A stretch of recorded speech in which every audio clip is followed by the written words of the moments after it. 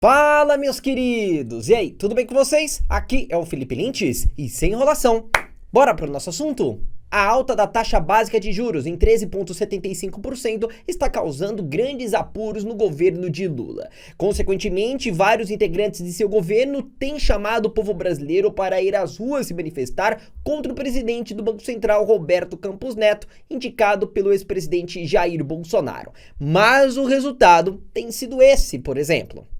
Roberto Campos Neto, nós sabemos o que você é. Um sabotador bolsonarista que quer atrapalhar o governo do presidente Lula.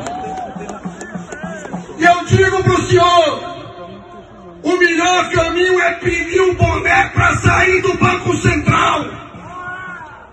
Eu estou entrando e vai ser votado amanhã na Câmara o requerimento de convocação desse senhor, porque ele vai ter que se explicar porque o Brasil tem a maior taxa de juros do mundo. Estamos indo para as ruas hoje, voltaremos com mais força, e a nossa luta vai ser para tirar esse cara da presidência do Banco Central.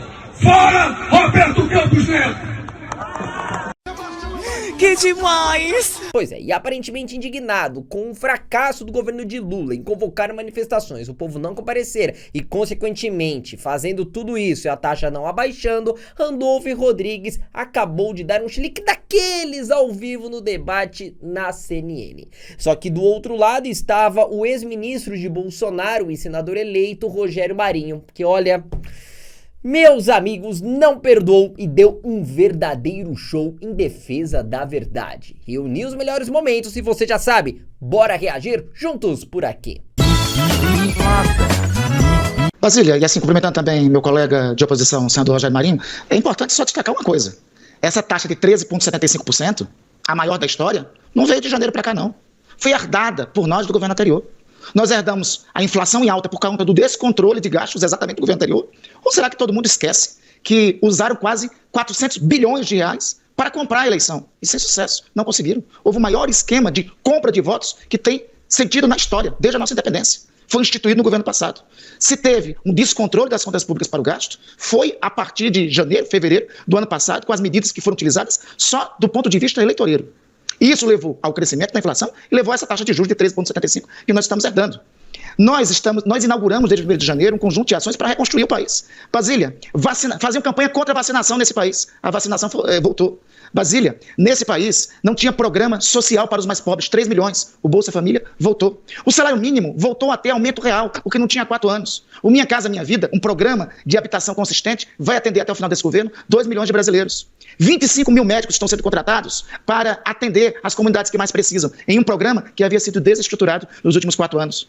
A tabela do imposto de renda voltou a ser corrigida, beneficiando 13,6 milhões de brasileiros, o que não é há 4 anos. É importante dizer para que foi a PEC da transição. Porque este governo começou quando o outro governo, na prática, deixou de governar. Aliás, governou pouco. Era muito especializado em motociata, em fake news. Governar era algo que eles não estavam muito acostumados. E desde o dia 30 de outubro do ano passado se dedicaram somente a tentar dar golpe de Estado. Fracassaram. E nós, na prática, tivemos que aprovar uma PEC da transição para começar essas medidas de reconstrução. Essas medidas agora têm que ser aprovadas pelo Parlamento. O ministro Fernando Haddad, como foi muito bem dito pelo meu colega de oposição, esteve na Câmara e no Senado essa semana. Fez a apresentação do que vai ser o novo arcabouço fiscal, a nova âncora fiscal. E eu não acredito que meus colegas de oposição vão votar contra. Porque, veja, eles vão de convir comigo que responsabilidade fiscal não é um princípio de direita, nem de esquerda, nem de centro. É um princípio do Estado brasileiro. Então, até em coerência ao discurso, eu quero contar e contarei com o voto favorável deles para a nova âncora fiscal que está sendo apresentada. Bom, vamos lá. Randolph, preciso pontuar algumas coisas antes de mostrar a fala espetacular do senador Rogério Marinho. O senhor fala que a inflação do governo de Jair Bolsonaro estava descontrolada. Uma mentira da sua parte. O que aconteceu foi o seguinte: a inflação, em determinado momento, devido à crise de saúde internacional e a conflitos que o mundo inteiro vive, a inflação começou a aumentar. Só que devido à responsabilidade fiscal, contenção de gastos, o presidente Jair Bolsonaro conseguiu diminuir consideravelmente a inflação, fazendo com que o Brasil viesse a ter uma das menores taxas inflacionárias do mundo. Ao mesmo tempo, o senhor fala que a economia estava devastada, que não tinha investimento do Brasil. O importante que precisamos pontuar aqui é que no ano de 2021 estávamos com investimentos estrangeiros da ordem de mais de 50 bilhões de dólares. O senhor também se mostra muito preocupado em falar que apoiadores de Jair Bolsonaro teriam promovido um chamado golpe de Estado. Só que o mais impressionante de tudo é que é a direita brasileira, através de deputados, através de senadores que estão defendendo a CPMI dos atos do dia 8 de janeiro.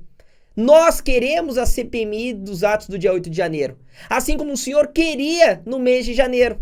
Mas, curiosamente, do dia para a noite, vocês do PT, o próprio Lula, resolveram mudar de opinião. A própria imprensa, que tanto defendia a CPMI dos atos do dia 8, passou a não defender mais, passou a ficar calada, não falou mais nada.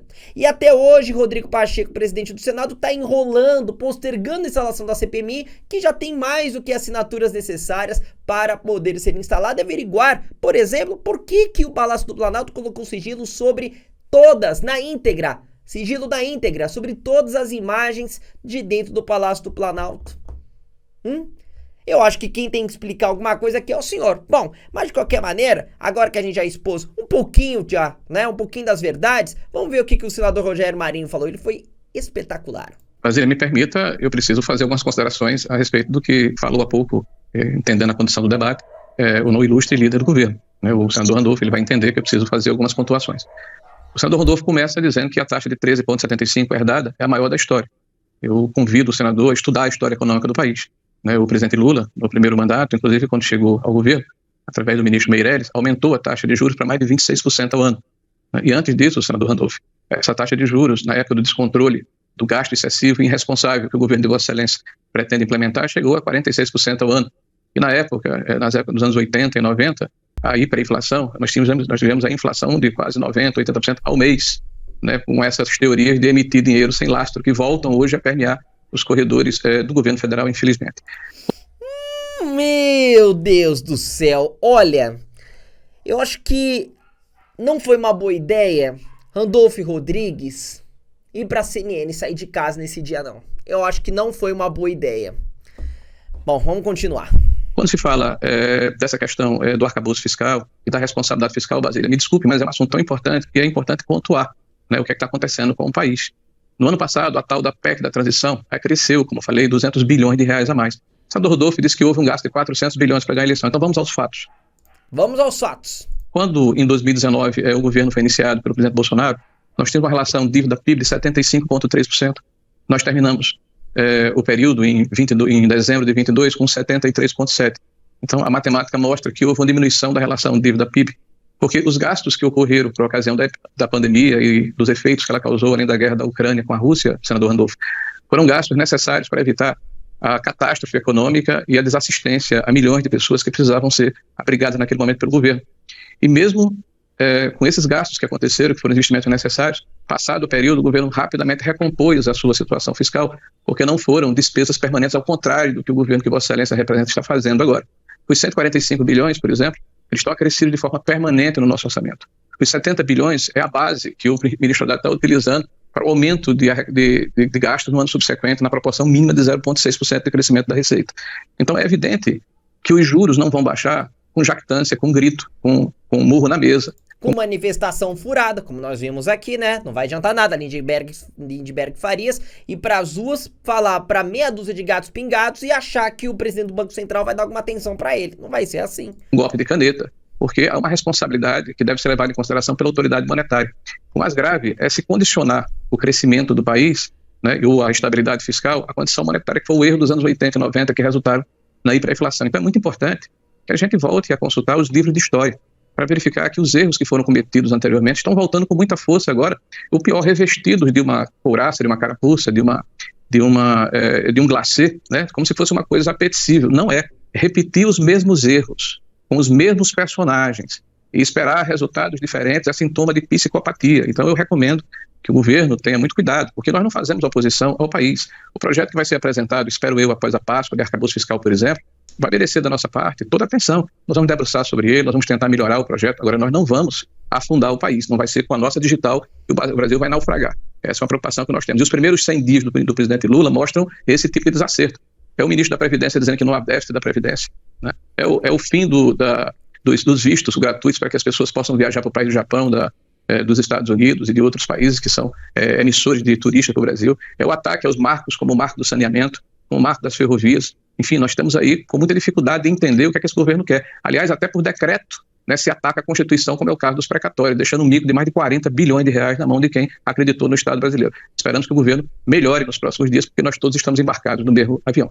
Rapaz, parece que alguém passou com um carro por cima de alguém e sequer conseguiu anotar a placa. Mas olha, saiba que não parou por aí, viu? Além do senador Rogério Marinho, está entrando nessa briga contra o governo de Lula até jornalistas da TV Globo. Pois é, uma emissora repleta de pessoas como jornalistas e artistas que fizeram a letrinha do amor. Parece que o arrependimento por lá já tem batido e olha, muito forte. Por exemplo, se liga só no que o jornalista da Globo News, Gerson Camarote, ao vivo falou em um programa da emissora. Essa pesquisa explica muito dessa estratégia deliberada do presidente Lula, que é uma estratégia política de emparedar o Banco Central e colocar a culpa no Banco Central pela taxa de juros, e quando ele faz isso, ele joga para o ex-presidente Jair Bolsonaro. É isso que ele quer chegar ao fim e a cabo.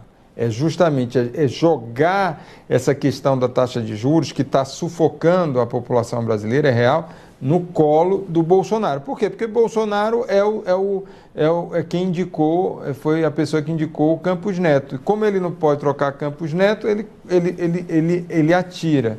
Olha, Randolph, parece que a situação pro lado do PT não está nada bem. De um lado, o apoio que vocês imaginavam que teriam por parte da imprensa parece que já não existe tão assim, né? Ao mesmo tempo, vocês imaginavam que se convocassem o povo brasileiro para ir às ruas, a militância iria para cima? Bom, parece que nem pagando pão com mortadela eles estão querendo ir. Ao mesmo tempo, imaginavam de que se tivessem mobilizado as redes sociais, se participassem de entrevistas nas emissoras, o povo brasileiro iria compartilhar, iria apoiar. Só que nós vemos que também não está dando certo. E aí acaba sobrando apenas o desespero. Randolfo Rodrigues, como nós vimos aqui, totalmente acuado no debate. Não sabia como responder da forma correta, ficou totalmente nervoso, exasperado, começou a culpar Jair Messias Bolsonaro pelo desastre econômico do governo de Lula. Eu nunca vi isso. Bom, mas o mais importante é que a verdade foi restabelecida.